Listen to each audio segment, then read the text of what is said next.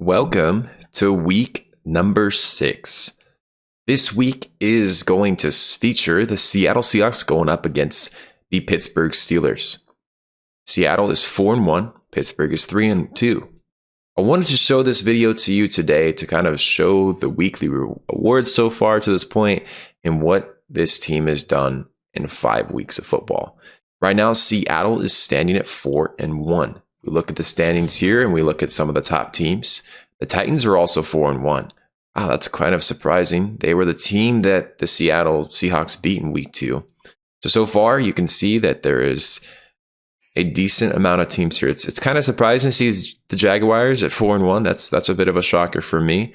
The Browns at 4-1, the Ravens, Dolphins. Looks like a lot of AFC teams are getting it going. When it comes to NFC teams, you can see the Eagles, the Niners picking up that win a couple weeks ago against the Seahawks. It's looking like a pretty decent season here. So as you can see, some of the powerhouse teams, that's a shock right there. Packers 2-3, that's the surprising. Cardinals 2-3. Chiefs are through 2-3. That's definitely a surprise. Bears, the Raiders, football team. Wow, Cowboys 1-4. Not a surprise at all. I'm just kidding. Maybe I'm not. Patriots are 1-4. Vikings, Lions, Colts. Oh boy, they are having a rough start. 0-5. It's like they're chasing that first number 1 overall pick. This is kind of the teams that we see here for the beginning start. Not too crazy. Some teams. I mean, the Browns, honestly, they're a good team. You know, they've got a lot of good players. I think they signed the offseason. I think they have a good chance of making that record in real life. I'll just show you guys all of the division leaders as much as I showed. I mean, shoot, even though the Packers are 2-3, they're still right in the number 1 spot. So with that being said, good for them. The Saints, wow, they're on fire per the usual. Eagles, Giants, I mean, NFC East was the NFC least last year. The West, Seahawks, all right, they're on top. They obviously lost that one game against the Niners, so the divisional record is, I believe, at the 1-1, as they just won against the Rams last week. Rams losing 3 straight. So yeah, that covers the standings so far for this season. Let's go ahead and look at some stats, though. That's always an important piece to the puzzle. Actually, let's look at awards. Start with that first. So weekly awards. This past week, KJ Wright, 2 fumble recoveries, a forced fumble, 13 tackles, earns him Defensive Player of the Week. You can see the rest there. Sean Watson is still somehow playing. I don't know if that's going to be the case in real life. Week 4, Sheldon Richardson. Look at that. 2 forced fumbles, 4 sacks, and 5 tackles. He had an amazing last week. So back-to-back weeks, Seahawks defense is getting it going. It's only amounted to 1 win, though, which is unfortunate as the offense has had some struggles. They're definitely not going to be in any of the Offensive Player of the Week so far at this point. So speaking of the offense and the defense, we're going to go ahead and look at the stats of the Seahawks football team, and then we'll look at the rest of the NFL as well. All right, Russell Wilson so far for the season, he's not having a terrible season. He would like to probably change that interception ratio. I mean, last week's game against the Rams, throwing 3 interceptions in the span of about 6 minutes was definitely a killer to stats. And this, I think before that game, he was coming in with like 115, 120 passer rating. And that game really shook things up. Completion percentage is pretty good. He's gotten sacked 19 times after 5 games. It's not the greatest ratio. A lot of those sacks are from myself, though. I scramble. That's just how I play offense. Going into the rushing game, Chris Carson hasn't had a lot of opportunities the first 5 games. I may increase that, but I like to pass more than I do anything else. Look at this stat right here. Fumbles. 7 fumbles. Are you kidding me? This man, every single time he runs, fumbles the football. It's not always the case in real life, but my gosh. And Madden, that's just how it is.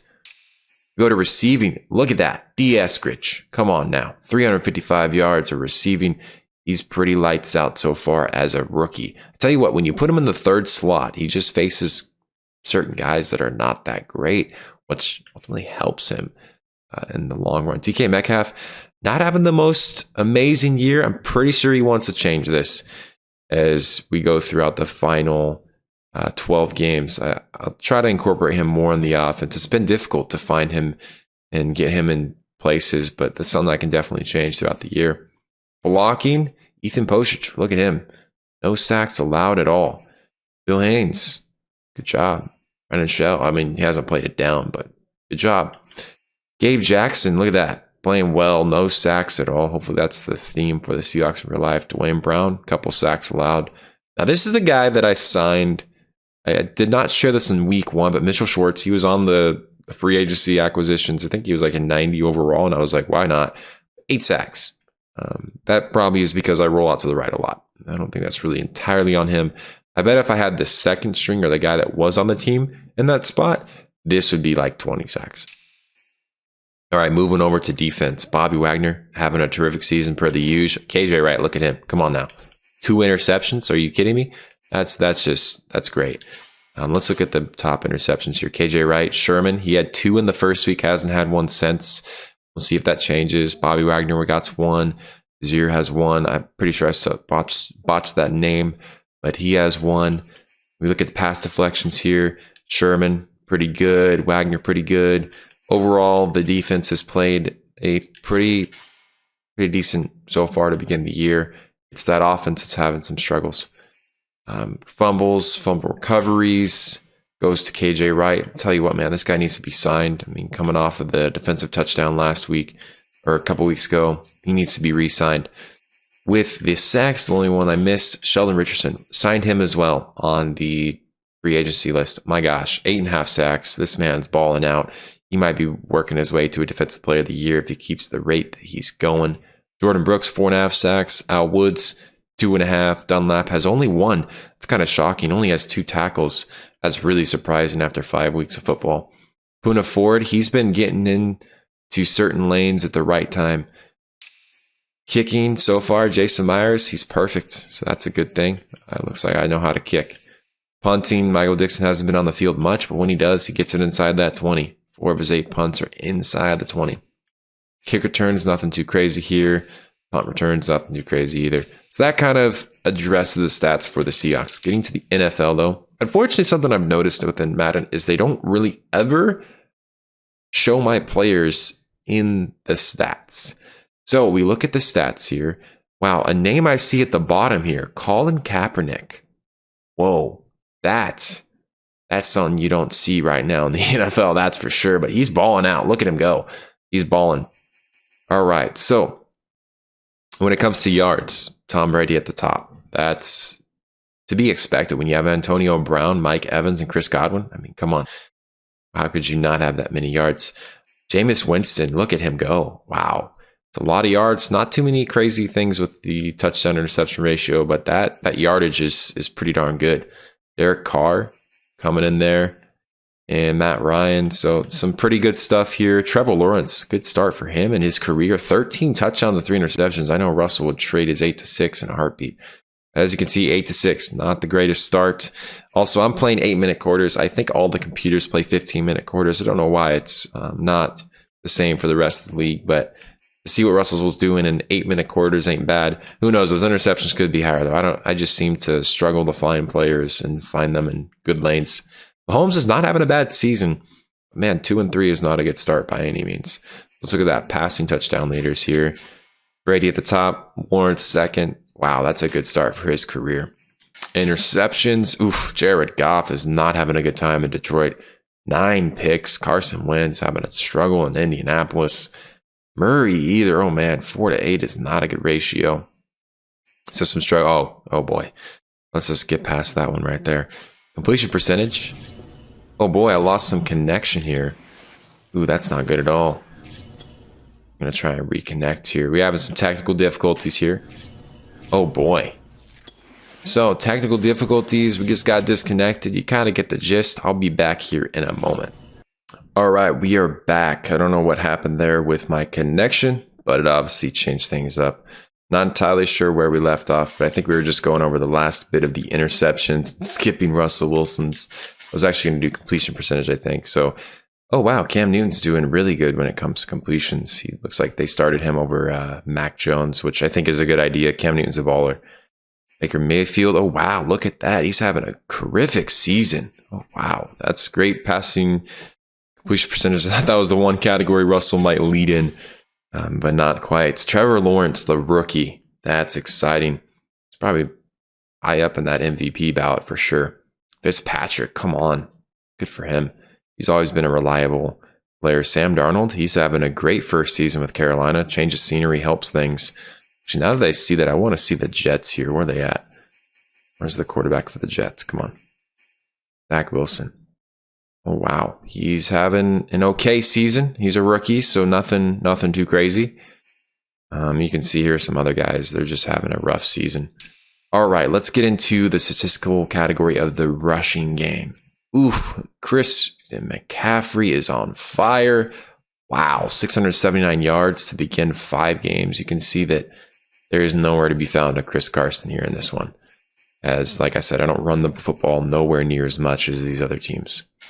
Rushing touchdowns, Nick Chubb, ooh, Alvin Kamara. That's some great things there. Fumbles. Oh gosh. Let's just look away. Marlon Mack, 3, Garoppolo 2. Oh my goodness, that is crazy. That is crazy indeed. So that kind of does it for that category. Receiving yards, we got Michael Thomas at the top. As you can see, no player from the Seahawks. Oh, there is a player from the Seahawks within the top 15 maybe. So he's doing all right for his first season. That's pretty great. Like I said, I'm going to try and get more receptions for the guys here in this coming game against the Steelers. We'll see what happens. Todd Gurley's on the Dolphins. I didn't even know that. Wow. CeeDee Lamb leading the charge with receiving touchdowns. McCaffrey right behind. Look at that, man. He's got 1,000 yards already. That's incredible between receiving and rushing. Average yards a game goes to Michael Thomas. Hopefully he can get healed up. He's definitely gone through some really rough patches. That kind of covers it for the receiving. Nothing too crazy. All right, sacks. Least amount, Laramie Tunsil. That's good for him. There's a few Seahawk guys that are not listed the most. Oh, gosh. Let's look away from that again. Okay, moving into the defense. You can see the tackles here. No Seahawk player within the top 10, but looks like they're here. QB sacks. Oof, look at that. No Sheldon Richardson, but he's obviously number 1. Interceptions. Patrick Peterson. Remember a couple weeks ago he picked off Russell Wilson. KJ Wright's got 2. Nothing too crazy. So that kind of covers it for the first 5 games and things that have happened. Forced fumbles. Bobby Wagner, Jamal Adams. Come on now. That's good. That really does cover it for this. Most of the stats. Kickers are people too. So we'll go ahead and show that. A lot of field goals made. It's the longest so far. 57. Okay, cool. Overall, that's kind of how it goes right now. Any touchdowns here? Nope. Any punt return touchdowns? Nope, nothing. So that does it kind of for the stats and everything that's kind of gone on for the season. I think at one point in time, I re-signed Jamal Adams to like a 5-year deal. I'm pretty sure that's happened. Some players that I still have not signed are these guys. Dwayne Brown, I'm not sure if I'm going to re-sign him. I know that Seattle's having that whole debacle, with Dwayne Brown when this video is being recorded. Hopefully, maybe that's different after this video is recorded. Sheldon Richardson is balling out, so I could see myself easily re-signing him. I'm trying to determine if I should keep Gerald Everett or Will Disley. It's a decision to be made. A lot of money is being wanted from these players, as you can see. I mean, this guy is wanting a lot. He's allowed 8 sacks. Richard Sherman, KJ Wright. So in the coming weeks, these guys will have more opportunity to sign these guys. I mean, KJ Wright is asking for a lot. My goodness. I don't know if I can give him that. But with that being said, we'll see what happens in the coming weeks. I will update you guys on anyone else that I signed, but I did re-sign the likes of Jamal Adams, as he was more deserving of a contract. So that does it for this video of recapping the things going on within this connected franchise. My computer is really loud right now, so I'm like holding it. Hopefully I didn't bump the mic. But Seattle faces the Pittsburgh Steelers next in primetime. I'll see you in that video, and thank you so much for watching.